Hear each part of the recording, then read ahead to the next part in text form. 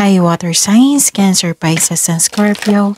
Welcome po sa ating channel at ito ay inyong Daily Gabay Tarot Reading for June 16, 2024. Please be reminded, kung naka-resonate kayo, comment down. Kung hindi kayo naka-resonate, ibigay niyo po sa iba kasi general reading po ito. This is for you, Cancer, Pisces, and Scorpio.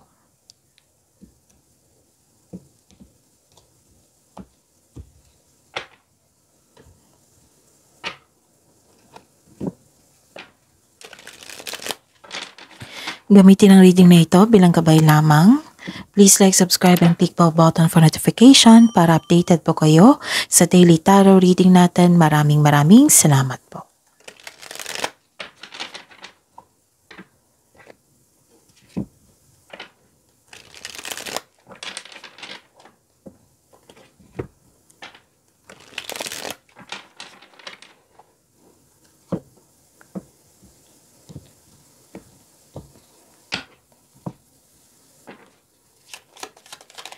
Spirit's Guide, mga ganap po ngayon June 16, 2024 para po kay Cancer, Pisces, and Scorpio. I need 3 cards po.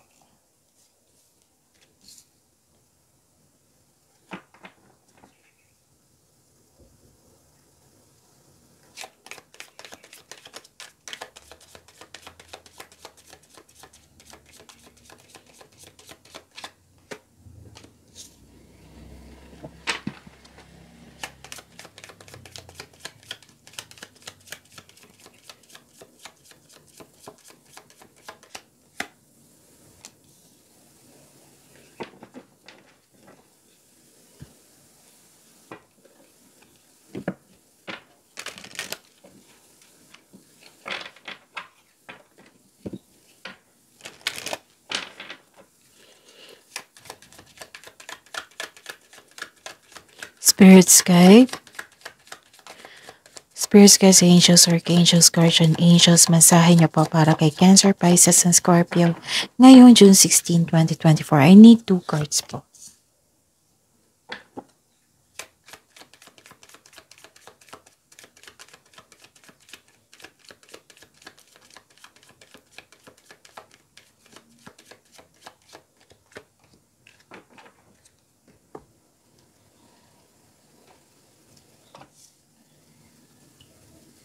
Okay, Cancer, Pisces, and Scorpio. Ngayong June 16, 2024, may nakita ako ditong ending. May nakita kong ending, may nakita kong closure, may nakita kong nahihirapan. Pero nag-decide kang i-let go ito. May nakita akong ending with new beginning. This is transformation po. And may nakita ko ditong isang tao na ang siyang dahilan na nahihirapan kayo ngayon, na feeling mo yung nagkaroon kayo ng stress or parang nagkakasakit na kayo dahil sa mga pangyayari. May matigas po ang ulo dito na sobrang stricto. May isang tao dito na matigas ang ulo na ayaw makinig sa inyo. Okay? So, ayun. May nakita ako ditong musical instrument. Yes. And may nakita ko ditong, yes, 2 card na po nagsabit dito na yung nangihina kayo, nagkaroon ng hardship dahil sa mga nangyari. Kasi may nakita ko dito na maaring may sumisira sa iyo, sinisiraan ka sa kapwa mo. Yung pagkasira, nagkaroon ng downgrade, deterioration po. Yung sinisiraan ka ng ibang tao. Oo, maaaring ito yung dahilan na stress kayo, nagkaroon kayo ng anxiety. And maaari din na may loss dito and damage. Pwede din na damage yung mahalagang bagay. So, ingatan nyo. Oo. And may nakita kong loss dito. Pwedeng ninakaw, pwedeng nawala, pwedeng nagasta. Okay? And don't worry. Kasi may nakita naman akong blessings dito na binigay sa inyo. Yes, malakas ang inyong intuition at makinig sa inyong intuition. Nagkaroon kasi ng clarity. Nagkaroon ng hope and healing. So, ito yung pinaka-importante sa lahat. Oo. Hope and healing. At the end of the day, pwede ngayon to, itong nararamdaman mo na sickness is nakarang araw pa at ngayon. Nakikita ko dito naka-receive kayo ng blessings. Marami kayong iniisip, marami kayong ideas na gustong gawin. Some of you nagre-research sa internet or sa libro. And some of you nag-iisip regarding sa goal niyo sa buhay. Kung saan ka na, kung saan ka dapat, gano'n. Nag-iisip kayo. So, ang pinaka-importante is nagkaroon ng hope and healing. Okay? So, you receive blessings, clarity. And ang sabi po dito ang sabi po ni Archangel Raquel, notice your recurring physical and emotional feelings as they signify divine guidance. You're divinely guided. Kasi parati kong sinasabi dito, si Cancer, Pisces, and Scorpio is madasalin. So, ayun. And sinuko nyo lahat kay God, yung worries nyo. At binigyan kayo ng divine assistance. And hello from heaven. Sabi po ni Archangel Azrael dito, your loved ones in heaven are doing fine. Let go of worries and feel their loving blessings. Wow. Oops, ayos na natin.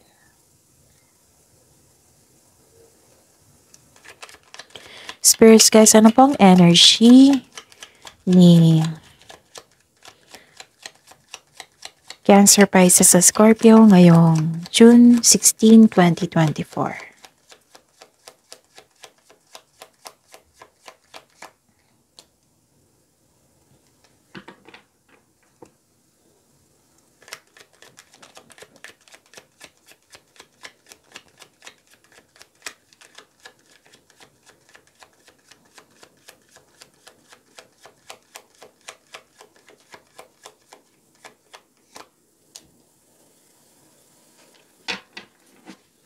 Okay.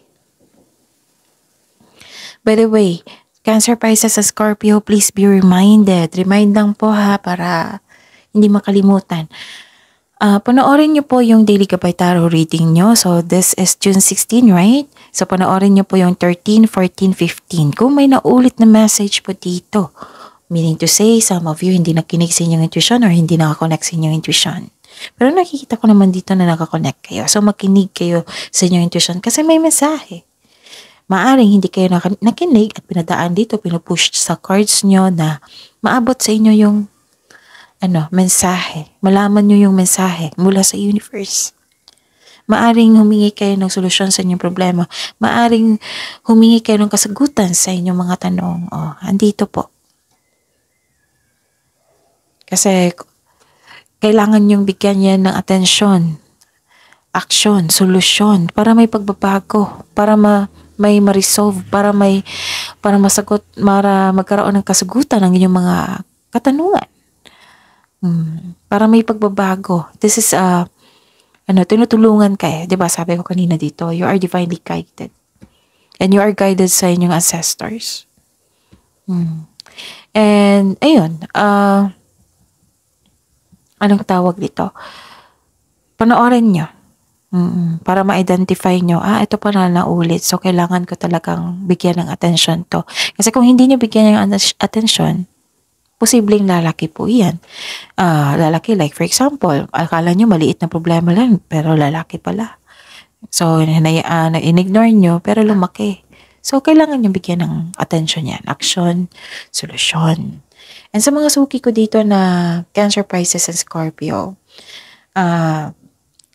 sa mga hindi pa nakapaschedule sa inyong Monthly Gabay Tarot reading, so open pa po yung June 2024. Monthly Gabay Tarot reading nyo po.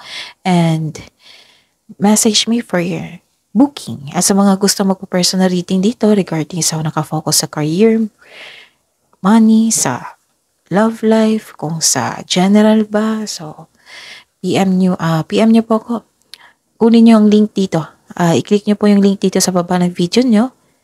And message me for inquiry and for booking. Kailangan ng pagbalansa dito sa kaperahan nyo. Ang sabi ko kasi ng card dito, kailangan ng pag-control sa inyong paggasta. Pwede din na sobra kayo sa trabaho, walang oras sa pahinga. Sobra sa pag-iisip, walang oras sa yung nakakulong kayo sa inyong isipan, ganon. Andyan po. So yun, may tension ako nakita dito, away. Pwede may concern kayo sa isang tao na hindi nagbigay ng halaga. Yung irresponsible po. Pwede din na naisip mo ito sa nakaraan or ngayon. May ganap ngayon. And ano pa?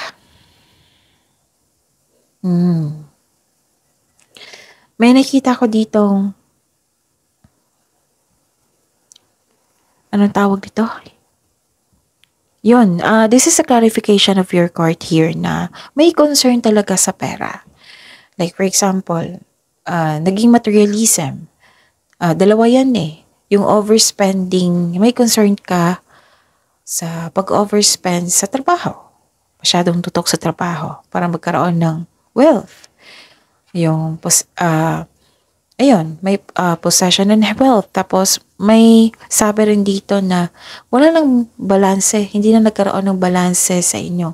Wala nang panahon sa sarili. Hindi enough ang panahon sa sarili. Hindi enough ang panahon sa family. Ayun. And pwede din ito sa paggasta. Naging materialistic po. So, control on overspending kung hindi kayo ito. Kasi ang alam ko si Cancer, Pisces, and Scorpio, ganun yan eh. Oo, matipid yan. Marunong yung humawak ng pera. Pero baka napagasta kayo kasi kailangan. So, kung may gusto kayong bilhin, pag-isipan nyo yan mabuti, lalo't na't kung pricey yan. Kung pwede, 1 month, pag-isipan nyo. Oo. Tapos, ayun, ang sabi kasi ng card dito, 2 card na po kasi nagsabi na ipagbalanse nyo. Balanse, tapos control on overspending. May ano talaga, ilang cards na lumabas dito.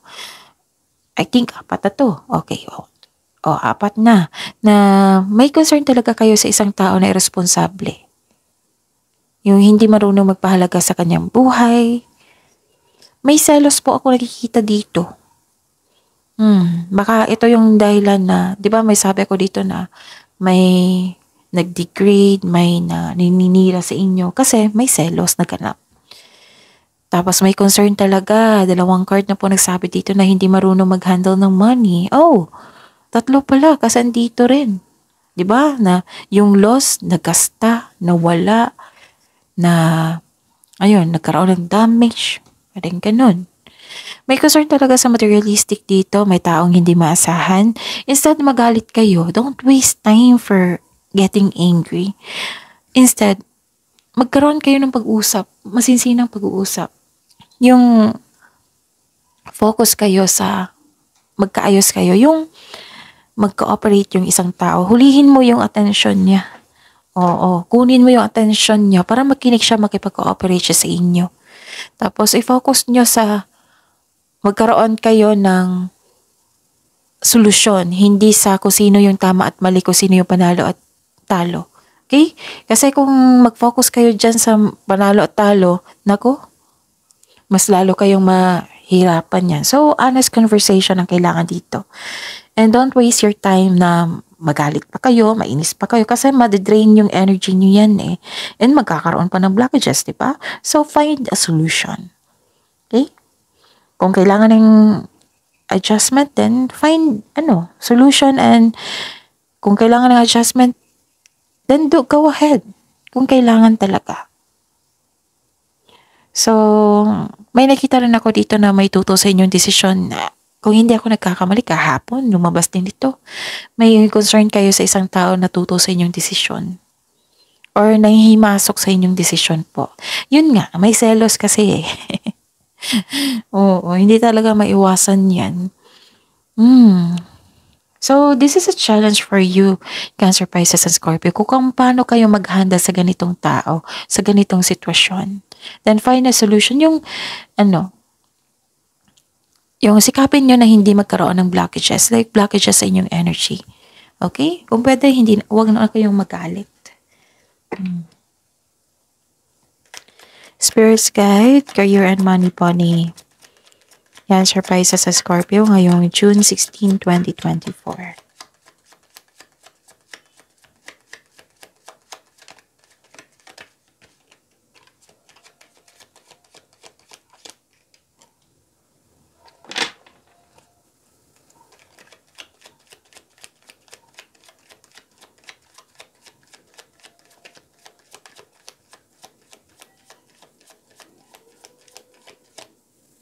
Okay. Okay. Busy kayo ngayon, Cancer, Pisces, at Scorpio. Pwede din busy kayo sa kakaisip kasi may creativity dito eh. May gagawin kayo regarding sa inyong ambisyon sa buhay.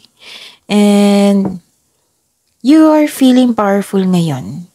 And you're enjoying your work. Nag-recognize na yung ine-enjoy mo yung mga ginagawa mo. Tapos na-recognize ka na inyong mga katrabaho, yung mga tao dyan. Kasi yung malakas ang inyong confident ngayon, and ine-enjoy yung mga ginagawa mo, yun, na-recognize ka. Pwede din nagbigay ito ng compliment sa inyo. Kung ikaw ay negosyante, listen to your intuition po to grow your business and take action towards increased prosperity. So, kung hindi nyo alam kung paano mag-connect sa inyong intuition, so panoorin nyo yung May 17, 18, 19. Diniscuss ko po doon. Tapos, ayun. Creativity to eh. Itong pagiging masipag mo, pagiging creative mo, ito yung magdadala sa inyo. Ito yung important part para sa inyong success. At kaya mo rin, Cancer, Pisces, and Scorpio, maging leader. Yes. You're becoming more confident, which will lead to immense personal growth and improved relationship. So, know that you are guided and protected now and always kasi may lumabas din dito. So, this is a 3 cards po nagsabi dito. So, very confident and sense of worthiness are elevated po. Ang ganda. Very passionate kayo sa inyong career and money. Binibigyan mo talaga ng time and effort yung passion mo, yung trabaho mo. Ang ganda po. Tapos, palagay ka na dito eh. Nakikita ko dito na, yun nga, leadership din to eh. Baaring nakatanggap kayo ng isang role na leadership, no? Nag-leader kayo sa isang grupo. Oo. So, 2 card na po nagsabi dito, leadership. You want to win at all costs. Nagkaroon ng authority, ginagamit mo yung katalinuhan mo o lohika para makamit ang tagumpay, gumagawa ka ng aksyon upang manindigan. Trust your intuition. 2 card na po nagsabi dito, magtiwala po sa inyong boses.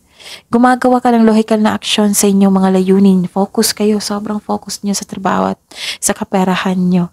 At nakita ko dito yung promotion kasi na-recognize kayo. 2 card na po nagsabi. Na-recognize ang inyong galing. And, ayun, marami kang kontribusyon eh. Nakilala ka kasi marami kang kontribusyon. Nang dahil sa success. Tapos, yun, maaaring nasa daan ng mabuting balita sa mga legal na usapin po.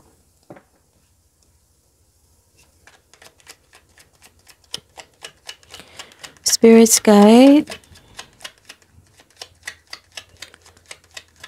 Love life, self-love, partnership, and romance ni Cancer, Pisces, sa Scorpio ngayon, June 16, 2024.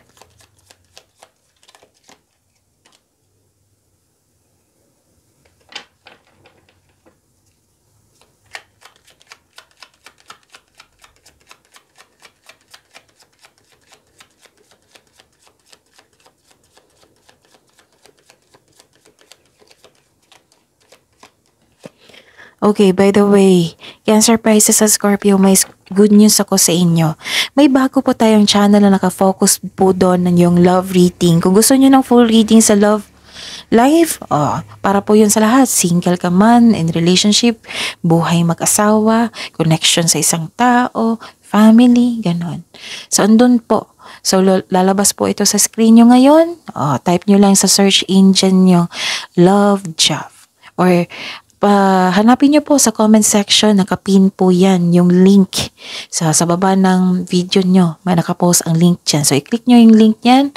Huwag nyo kalimutan na supportahan ng ating bagong channel sa nakafocus sa love reading.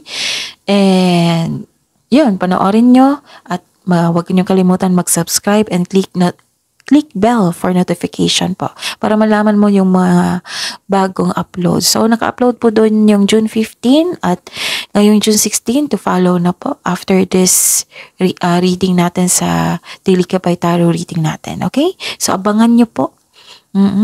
Maraming salamat po. Okay. Mm. So, this is your love life, self-love, partnership, and romance. May nakita ko ditong pagkakaisa. You're making memories. Some of you, ipakilala mo na yung partner mo sa pamilya, sa kaibigan. Nakikita ko dito masaya kayo kasi very supportive yung family and friends mo ngayon. Kung single ka, may mamit kang tao na mag-open up sa inyo regarding sa inyong past, or ikaw ito, yung ka-date mo, nag-open up ka regarding sa past. Pwede din, kaibigan mo to ha, kausap mo. Okay? And, bakit naman ganito?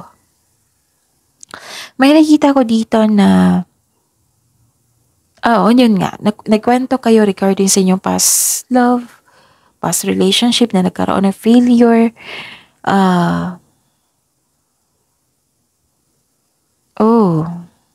Nakikita ko dito na may nangyari, pero you're ready to move on, pero may blockages. Kumbaga, you don't feel you are deserving of success. So, kailangan yung i-process nyo yan, Cancer, Pisces, and Scorpio. Okay? So, see you po tomorrow, Cancer, Pisces, and Scorpio. Please like, subscribe, and click bell button for notification para updated po kayo sa daily tarot reading natin. Maraming salamat po.